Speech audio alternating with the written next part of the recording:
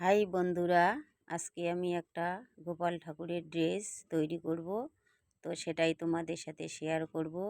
তো দেখো কিভাবে তৈরি করি, দেখলে তোমরাও করতে পারবে। তো প্রথমে আমি কাপড়টা মুড়ে সেলাই করে নিলাম। তারপরে যে গোল্ডেন কালারের লেসটা আছে সেটা আমি মুড়ে সেলাই দিলাম। তো দেখো, আর ছোট ছোট করে কুচিগুলো করে দিলাম। তো দেখো কুচিগুলো কত সুন্দর ফিনিশিং হয়েছে। তোমাদের কেমন লাগে? আমাকে তো বেশ ভালোই লাগছে। চাইলে তোমরাও এভাবে করতে পারো। তো কোমরে যে পট্টিটা লাগাবো সেটা আমি এখন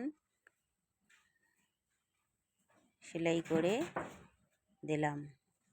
দিয়ে এটাতে আবারও একটা চাপ সেলাই বসিয়ে কোমরে একটা লেস বসিয়ে দিলাম।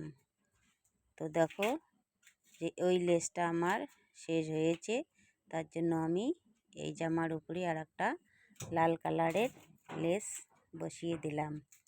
আর বাঁধার জন্য দড়ি সেট করে দিলাম। দড়িতে দুদিকেই আমি ছোট ছোট দুটো লটকন করে দিলাম যাতে ভালো লাগে। তো ভিডিওটা ভালো লাগলে লাইক কমেন্ট করে পাশে থাকবে।